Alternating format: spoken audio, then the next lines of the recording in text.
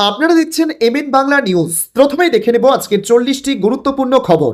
প্রধান সংবাদগুলো জানার আগে দেখে নিন আজকের খবরের হেডলাইন। 4 তারিখ পড়ে গেল, এখনো অন্নপূর্ণা যোজনার টাকা পেলেন না। জানুন ঠিক কবে ঢুকবে ভাতা। অসৎ উদ্দেশ্য, টাকা না পেয়ে হুমায়ুনকে আইনি নোটিশ মহামেডানের। শাস্তির হুঁশিয়ারি ক্লাবের। অগাস্টে ঢোকেনি 3000, অনেকেরই বন্ধ হবে অন্নপূর্ণা। কেন তালিকায় থাকতে পারেন আপনিও? চোখের মনি স্ক্যান না হলে রেশন পাওয়া যাবে না, নতুন নিয়ম কি বলছে জানুন।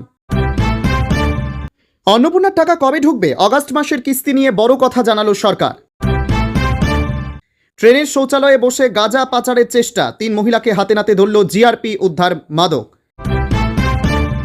জনগণনায় কার নাম থাকবে আর কার বাদ যাবে, এটা আর একটা এসআইআর নয়তো? ফেসবুক লাইভে আশঙ্কা মমতার। টুলু কাণ্ডে উদ্ধার গোপন ডায়েরি, কার পকেটে কত গিয়েছে মিলল খুঁটিনাটি তথ্য। এমনিতেই তো 32 লক্ষ লোকের নাম এখনো ওঠেনি, সুপ্রিম কোর্ট ও বিজেপি সরকারকে নিশানা মমতার। সিঙ্গেল বেঞ্চের নির্দেশ খারিজ, হাইকোর্টে বড় জয় পেল রাজ্য সরকার। কোন মামলায়? মুখ্যমন্ত্রীকে ওড়ানোর মেগা ষড়যন্ত্র, শুভেন্দুর বাড়ির সামনে রেকি করতে গিয়ে কিভাবে ধরা পড়ল জঙ্গি হামিম। রাজ্যে ক্ষমতার পট পরিবর্তন, সরকারি ছুটির বহর বাড়লেও নবান্নে জারি করা নিষেধাজ্ঞা। পিকের জয়ে কোণঠাসা সন্ত্রাসবাদ, শেষ কামড় দিচ্ছে জঙ্গিরা। নতুন ইতিহাস তৈরি করতে সাহায্য করুন, মমতার মামলায় হাইকোর্টে আরজি কল্যাণের। মুখ্যমন্ত্রীর চিনার পার্কের বাড়িতেও রেকি, নবান্নেও নজরদারি, হামিমকে জেরা করে মিলছে বিস্ফোরক তথ্য। ভবানীপুর ভোট মামলায় নথি ঘিরে গাফিলতির অভিযোগ, রেজিস্ট্রার জেনারেলের কাছে রিপোর্ট তলব হাইকোর্টের। E20 এলেই ইঞ্জিনের 12টা, দাম বেশি হলেও মানুষ কেন পাগলের মতো XP100 খুঁজছে। পিন কার্ড না থাকলেই গুনতে হবে ভাড়া, মহিলাদের ফ্রি বাস পরিষেবা নিয়ে বিরাট আপডেট। বাঁকিপুরে বিজেপির 30 বছরের দুর্ভেদ্য দুর্গপতন, প্রশান্ত কিশোরের ঐতিহাসিক জয়ের নেপথ্যের 10টি কারণ। ফোন বন্ধ, রাজনৈতিক অনুষ্ঠানেও না। আগামী 7 দিন কোথায় থাকছেন রত্না দেবনাথ? এতক্ষণ শুনছিলেন সংবাদ শিরোনাম, এবার আসছে বিস্তারিত খবরে। ভিডিওটি ভালো লাগলে লাইক করুন এবং আমাদের ইউটিউব চ্যানেলটি সাবস্ক্রাইব করে আমাদের সঙ্গে থাকুন। পরবর্তী আপডেটের জন্য ধন্যবাদ। জুন জুলাই মাসের প্রথম দিনেই বহু আবেদনকারী নিজেদের অ্যাকাউন্টে অন্নপূর্ণা যোজনার 3000 টাকা পেয়ে গিয়েছিলেন। পরে ধাপে ধাপে বাকি অনেক মহিলার অ্যাকাউন্টে টাকা ক্রেডিট হয়। যদিও রাজ্যের বিভিন্ন প্রান্ত থেকে অভিযোগ উঠতে শুরু করে যে প্রচুর যোগ্য আবেদনকারী ভাতার টাকা থেকে বঞ্চিত হচ্ছেন। এবার অগাস্ট মাসের টাকা নিয়েও আবেদনকারীদের মধ্যে বাড়ছে উদ্বেগ। অন্নপূর্ণা যোজনা ঢোকার অপেক্ষায় আবেদনকারীরা। অন্নপূর্ণা যোজনা, পশ্চিমবঙ্গ সরকারের অন্নপূর্ণা যোজনার অগাস্ট মাসের 3000 টাকার অপেক্ষায় রয়েছেন লক্ষ লক্ষ উপভোক্তা। এই মাসের শুরুতেই অন্নপূর্ণা যোজনার তৃতীয় কিস্তির টাকা উপভোক্তাদের ব্যাংক অ্যাকাউন্টে জমা হওয়ার কথা ছিল। তবে 3 দিন হয়ে গেলেও টাকা ক্রেডিট হওয়া নিয়ে চিন্তা বাড়ছে মহিলাদের। বিগত 2 দিন ধরে সমাজ মাধ্যমেও নানান জল্পনা শুরু হয়েছে। যা খবর মিলছে তাতে এখনও পর্যন্ত উপভোক্তারা কেউ টাকা পাননি বলেই জানা গিয়েছে। সূত্রের খবর, পোর্টালের প্রযুক্তিগত কাজ চলার কারণে অর্থ ক্রেডিট হতে দেরি হচ্ছিল। তবে চলতি সপ্তাহের মধ্যেই যোগ্য উপভোক্তাদের ডিবিটি ব্যাংক অ্যাকাউন্টে অগাস্ট কিস্তির 3000 টাকা ঢুকতে শুরু করতে পারে বলে মনে করা হচ্ছে। তাই চিন্তা না করে আরও কিছুটা সময় আবেদনকারীদের ধৈর্য ধরার কথা বলা হচ্ছে। উল্লেখ্য, আগেই মুখ্যমন্ত্রী জানিয়েছিলেন আগামী 30 আগস্ট পর্যন্ত ভেরিফিকেশন বা যাচাই প্রক্রিয়া চলবে অন্নপূর্ণা যোজনায়। এরপরেই সব দিক বিচার করে যোগ্য উপভোক্তাদের নির্বাচন করে অ্যাকাউন্টে দেওয়া হবে আর্থিক সুবিধা। তাই সূত্রের খবর, এই গোটা মাস জুড়ে তৃতীয় কিস্তির টাকা প্রদান করা হতে পারে। সাম্প্রতিক তথ্য বলছে অগাস্ট মাসে অন্নপূর্ণার 3000 টাকা প্রথম সপ্তাহে ধাপে ধাপে উপভোক্তাদের ব্যাংক অ্যাকাউন্টে জমা পড়ছে। যাদের এখনও টাকা আসেনি তাদের কয়েকদিন অপেক্ষা করা উচিত। তবে যদি সমস্ত নথি সঠিক থাকে এবং তবুও টাকা ঢুকছে না এমন হয়, তাহলে স্থানীয় প্রশাসনিক অফিসে অভিযোগ জানিয়ে আবেদনপত্র সম্পর্কে তথ্য নেওয়া ভালো। কথা দিয়েছিলেন ক্লাবের আর্থিক সংকট মেটাবেন, সেই প্রতিশ্রুতির বিনিময়ে সভাপতি কুর্সিতে বসে পড়েন। কিন্তু হুমায়ুন কবিরের কাজে এবার তিতিবিরক্ত মহামেডান কর্তারা।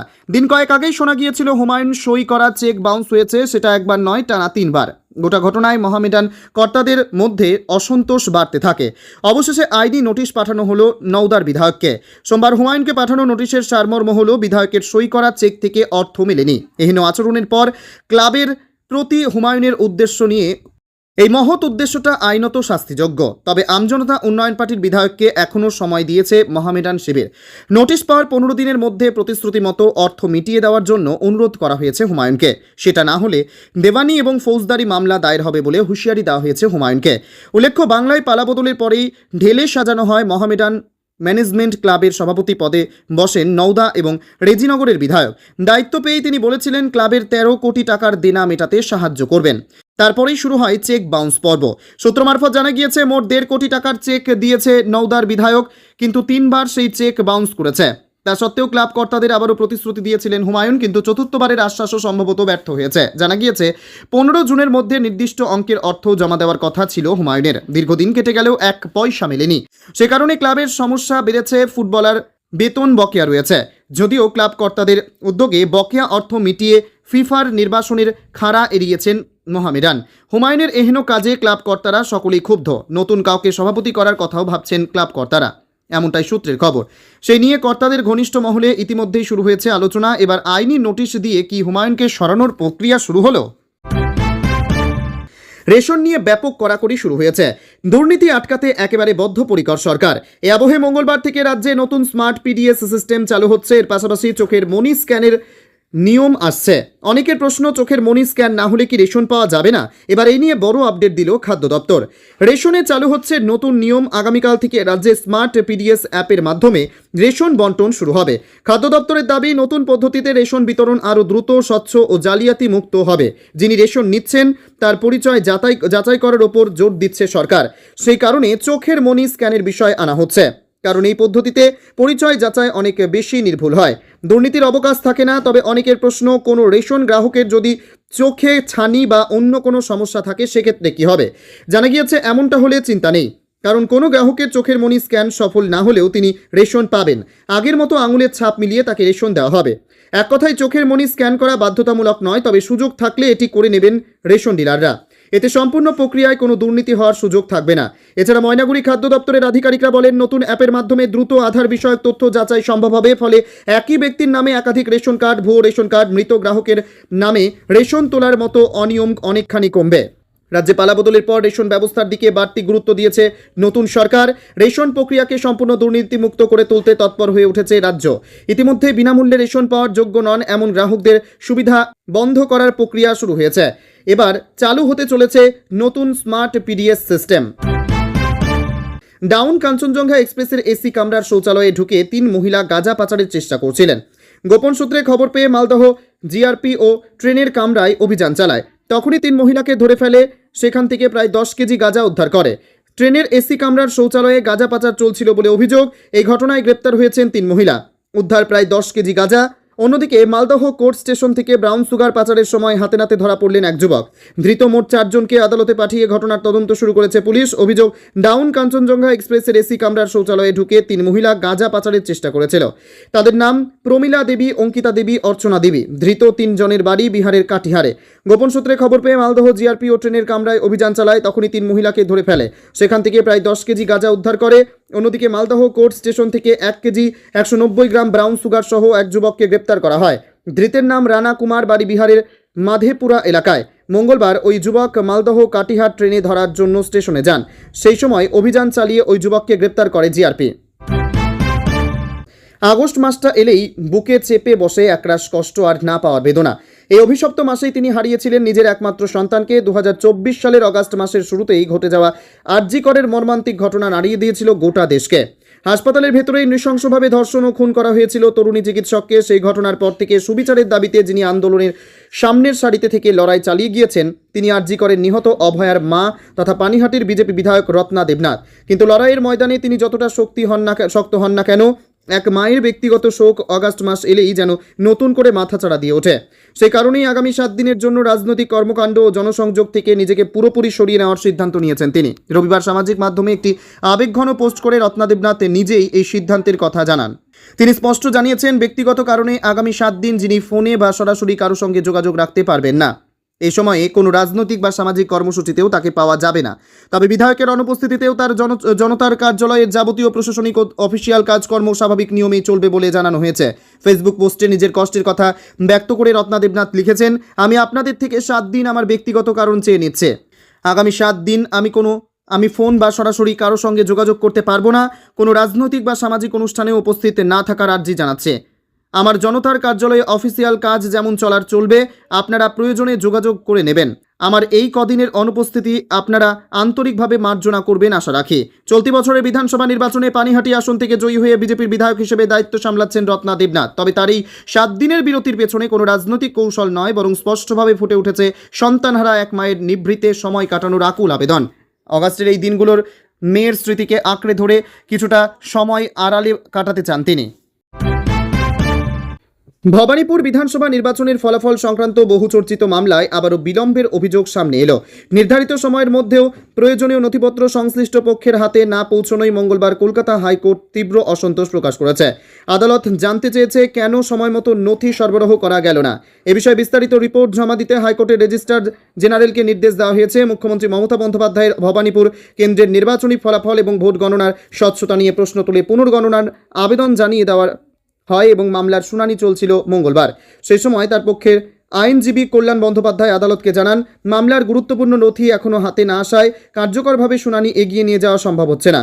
শুনানির সময় আদালতে ক্ষোভ প্রকাশ করে কল্যাণ বন্দ্যোপাধ্যায় মন্তব্য করেন, নির্বাচনী মামলার নিষ্পত্তিতে দীর্ঘসূত্রিতা কার্যত নিয়মে পরিণত হয়েছে। তার বক্তব্য, প্রয়োজনীয় নথি সময়মতো না মিললে মামলার অগ্রগতি বাধাগ্রস্ত হওয়াই স্বাভাবিক। অন্যদিকে বিরোধী পক্ষের হয়ে সওয়াল করেন শুভেন্দু অধিকারী আইনজীবী জয়দীপ কর। তিনি আদালতকে জানান, পূর্ববর্তী নির্দেশ অনুযায়ী সংশ্লিষ্ট ইভিএমের মামলার সমস্ত গুরুত্বপূর্ণ নথি যথাযথভাবে সংরক্ষণ করা হয়েছে, তাই মামলার অগ্রগতিতে কোনো প্রশাসনিক বাধা রয়েছে বলে তিনি মনে করেন না। উভয় পক্ষের বক্তব্য শোনার পর আদালত স্পষ্ট নির্দেশ দেয়, আগামী 4 সপ্তাহের মধ্যে প্রত্যেক পক্ষকে নিজেদের কাছে থাকা প্রয়োজনীয় নথির কপি অপর পক্ষকে দিতে হবে। সেই প্রক্রিয়া সম্পন্ন হয়েছে এমন মর্মে হলফনামাও আদালতে জমা দিতে হবে। একই সঙ্গে আদালত রেজিস্ট্রার জেনারেলকে নির্দেশ দিয়েছে সংশ্লিষ্ট সব পক্ষ নির্ধারিত নথিপত্র যথাসময়ে পেয়েছেন কিনা তা নিশ্চিত করতে। পাশাপাশি কেন নথি সরবরাহে বিলম্ব হলো সেই বিষয়ে বিস্তারিত রিপোর্টও আদালতে পেশ করতে হবে।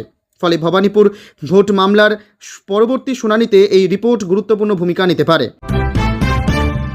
বিহারের রাজনীতিতে এক নতুন অধ্যায়ের সূচনা হলো। বিগত 30 বছরের বেশি সময় ধরে বিজেপির নিরঙ্কুশ দখলে থাকা বাঁকিপুর বিধানসভা উপনির্বাচনে ঐতিহাসিক জয় ছিনিয়ে নিয়েছেন জন সুরাজ পার্টির প্রতিষ্ঠাতা প্রশান্ত কিশোর। বিজেপির জাতীয় সভাপতি তথা তৎকালীন বিধায়ক নীতিন নবীনের ছেড়ে যাওয়া এই শক্ত ঘাঁটিতে খোদ বিজেপি মুখ্যমন্ত্রী সম্রাট চৌধুরী ও একাধিক কেন্দ্রীয় মন্ত্রীর ব্যাপক প্রচার সত্ত্বেও পদ্ম শিবিরকে হার মানাতে হয়েছে। প্রথমবার কোনো নির্বাচনে লড়েই পিকের এই অভাবনীয় সাফল্যের পেছনে কোনো কারণ কাজ করছে তা এক নজরে দেখে নেওয়া যাক। নির্বাচনী কৌশল থেকে পুরোদস্তর রাজনীতিবিদ হয়ে ওঠা প্রশান্ত কিশোরের জোরালো ব্যক্তিত্ব এবং সাধারণ মানুষের সঙ্গে তার সরাসরি যোগাযোগ ভোটারদের মনে গভীর পিকে তার প্রচারের শুরু থেকেই গতানুগতিক জাতিগত রাজনীতির বাইরে গিয়ে মূলত শিক্ষা, কর্মসংস্থান এবং বিহারের সার্বিক উন্নয়নকে প্রাধান্য ইস্যু করেছিলেন, যা দীর্ঘ 3 দশক ধরে এই আসনটি বিজেপির সুরক্ষিত ঘাঁটি হওয়ায় দলটির অন্দরে অতিরিক্ত আত্মবিশ্বাস ও অলসতা তৈরি হয়েছিল, যা তাদের পতনের অন্যতম কারণ। সাম্প্রতিককালে নিট প্রশ্নপত্র ফাঁস এবং ইউজিসি সংক্রান্ত বিষয়ে উচ্চবর্ণের শিক্ষার্থী ও অভিভাবকদের মধ্যে যে ক্ষোভ তৈরি হয়েছিল তার সরাসরি প্রভাব পড়েছিল ব্যালট। সাম্প্রতিক সময়ে বিহারের মুখ্যমন্ত্রী সম্রাট চৌধুরীর কার্যপদ্ধতি ও রাজ্যের আইন শৃঙ্খলা পরিস্থিতি নিয়ে সাধারণ মানুষের মনে তৈরি হওয়া অসন্তোষ নিজের পক্ষে সফলভাবে ব্যবহার করেন প্রশান্ত কিশোর। এই উপনির্বাচনে কংগ্রেস দ্বিতীয় স্থানে থাকলেও রাষ্ট্রীয় জনতা দল সেভাবে ময়দানে প্রভাব ফেলতে পারেনি এবং তেজস্বী যাদব শেষ মুহূর্তে প্রচারে নামেন। এর ফলে বিরোধীদের বড় অংশের ভোট এবং সমীকরণ সরাসরি প্রশান্ত কিশোরের বক্সে চলে যায়। দীর্ঘদিনের রাজনৈতিক শূন্যতা এবং প্রচলিত দলগুলির ওপর মানুষের যখন চরম অনাস্থা তৈরি হয়েছিল, ঠিক সেই সময় জন সুরাজ এর ব্যানারে একটি সুশৃঙ্খল ও নতুন বিকল্প মানুষের সামনে তুলে ধরতে সক্ষম হন প্রশান্ত কিশোর।